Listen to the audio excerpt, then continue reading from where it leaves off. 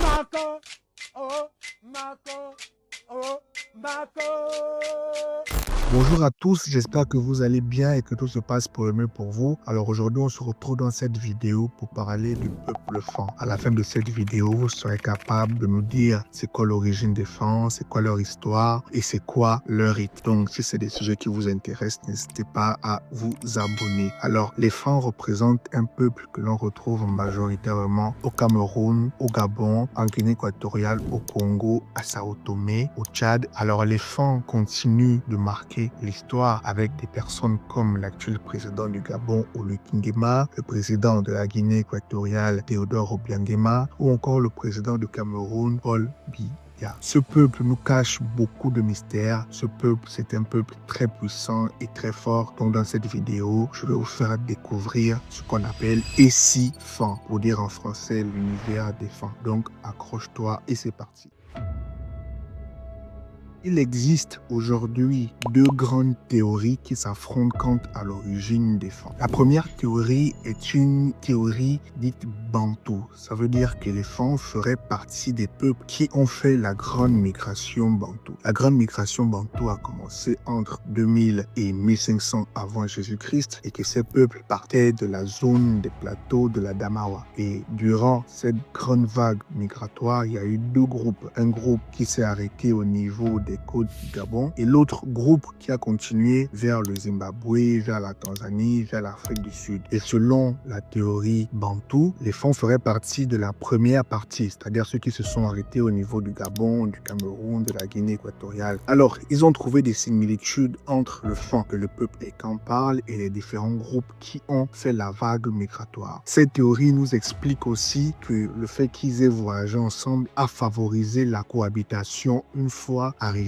au niveau des côtes gabonaises. La deuxième théorie qui explique l'origine des Fan, c'est une théorie dite nilotique. Ça veut dire que les Fan proviennent de la vallée du Nil, qui correspond aujourd'hui à la zone qui entoure l'Égypte et le Soudan. Raison pour laquelle, si vous faites des recherches, vous allez lire dans certains livres ou bien sur Internet que les Fan proviennent du Soudan ou alors de l'Égypte. Alors, on observe beaucoup de similitudes entre la façon de concevoir la vie, de concevoir la mort, de concevoir le monde visible et invisible entre les Fan et les Égyptiens. Aussi, si on se base sur le culte Bihiri, qui est un culte très présent, très puissant chez les Fan, qui consiste à conserver un ossement d'un ancêtre sous forme reliquaire ou conserver le lien qu'il y a entre le vivant et le mort, on se rend compte que c'est des rites qui, à ce moment, n'étaient pas pratiqués par tous les peuples, si ce n'est les Égyptiens et les peuples qui étaient assez proches de ces zones-là à ce moment précis. Et aussi, si on se base sur la tradition orale, sur le Mvet et sur les discours qu'ont tenus certains patriarches quand on leur posait la question d'où viennent les Fan, ils disaient toujours que les Fan viennent du nord. Et dans leurs récits et dans les récits du Mvet, on se rend compte qu'il y a toujours une forte présence d'un grand cours d'eau qui nous rappelle fortement la vallée du Nil. Pour cette raison, moi j'apporte plus d'importance et je donne mon crédit à la deuxième théorie qui est celle dite nilotique. Une fois qu'on a défini l'origine des Fan, il faut donc qu'on se pose la question de savoir pourquoi les Fan quittaient l'Égypte. Alors les Fan quittaient l'Égypte pour trois raisons, voire quatre raisons fondamentales. La première raison, c'est la montée en puissance du christianisme et de l'islam au XVIIe siècle qui commençait à rendre la vie difficile à ces peuples-là. Pourquoi? Parce que les Fan étaient toujours attachés à leur spiritualité, à leur façon de croire en Dieu et au divin, alors que le christianisme et l'islam commençaient à grandir et le culte devenait de plus en plus difficile pour les peuples qui n'appartenaient pas à ces communautés. Il était difficile pour eux de pratiquer le culte des ancêtres, il était difficile pour eux d'exprimer leur spiritualité. Donc ils ont commencé à se poser des questions quant à leur situation géographique. La deuxième chose, l'Égypte commençait à être envahie par les Grecs, par les Perses, par les Hyksos, ce qui rendait le climat de plus en plus lourd, le climat de plus en plus pesant. Il n'y avait plus cette forme forme de liberté, il n'y avait plus cette forme de cohabitation pacifique qui existait. Il commençait à avoir des jugements, il commençait à avoir des problèmes, il commençait à avoir un brassage culturel qui faisait monter un tout petit peu la pression à ce moment en Égypte. La troisième raison, c'est la désertification du Sahara. Le Sahara qui était auparavant verdoyant, qui était auparavant plein de vie, plein d'animaux, commençait à se désertifier. Ça veut dire qu'il y a de moins en moins d'animaux et il y a de plus en plus de gens, donc la nourriture se faisait de plus en plus rare, la pêche devenait de plus en plus difficile et ils ne pouvaient pas aussi pratiquer leur culte en toute liberté. Donc voilà les trois raisons qui font en sorte que les femmes commençaient à se poser des questions quant au départ. La quatrième raison, qui est une raison bonus et qui est une raison, j'ai envie de dire, mystique, mythique, est celle d'une révélation. Les femmes ont une révélation qui leur disait qu'ici en Égypte n'est pas le chez vous, qui leur disait de déménager, qui leur disait de prendre la route, de partir dans une zone où coule l'eau et le miel. Et voilà comment les femmes donc ont entrepris leur grande vague migratoire jusqu'à arriver en Guinée équatoriale, au Congo, au Cameroun et finalement au Gabon.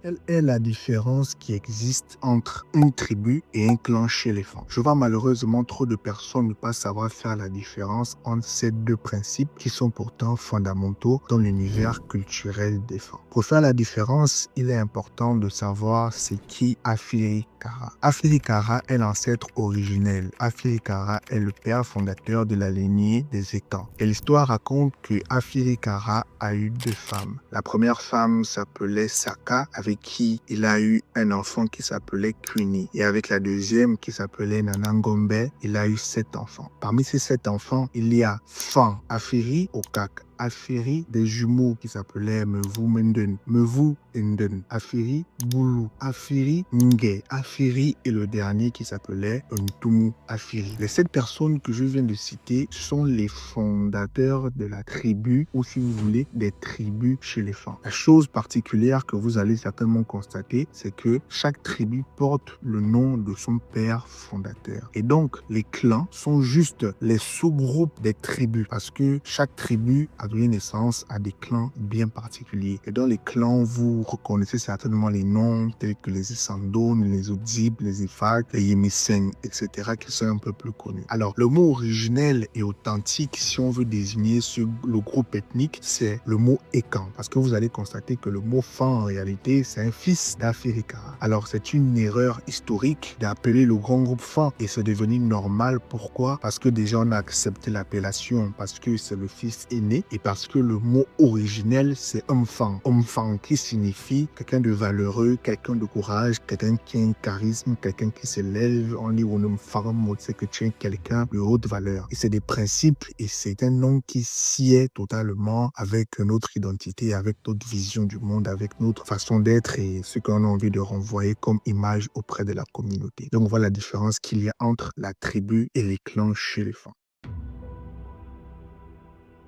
Les femmes se connectent à leur spiritualité au travers de la nature, de la forêt, des esprits, des génies et des ancêtres. Lorsqu'on étudie les peuples femmes, on se rend compte qu'ils ont une spiritualité bien précise parce que l'ensemble de leurs rites couvre la totalité du cycle d'une vie. On a les rites de naissance, on a des rites de la mort, on a des rites de passage, des rites de connaissance, d'élévation et toutes formes de rites et des rites de justice. Je prends par exemple une guilde qui était invoquée lorsqu'il fallait rétablir l'ordre et la paix sociale dans un peuple, dans un village, lorsqu'il fallait rétablir la vérité, lorsqu'il fallait rétablir la justice, une guilde intervenait. Je vous prends l'exemple du rite Tso, qui est un rite de purification qui servait à nettoyer, à laver l'âme, le corps et l'esprit lorsqu'il y avait une transgression d'une loi très grave. Je vous prends l'exemple du rite Tso, qui était un rite de passage qui permettait à l'enfant de passer à l'âge adulte parce qu'on ne se mariait pas qui voulait. C'était précis, tout était bien cadré, bien encadré, rien n'était laissé au hasard, tout était fait dans les règles de l'art. C'est des sujets qu'on va aborder dans d'autres vidéos, donc n'hésitez pas à vous abonner pour ne pas manquer les prochaines vidéos qui vont sortir, non seulement sur le Fan, mais aussi sur d'autres peuples du Gabon, de l'Afrique, etc. On arrive à la fin de cette vidéo, c'était une présentation du peuple Fan dans sa généralité, donc si vous avez appris des choses, n'hésitez pas à me le marquer en commentaire. Je tenais à vous remercier pour la vidéo que j'ai tournée avec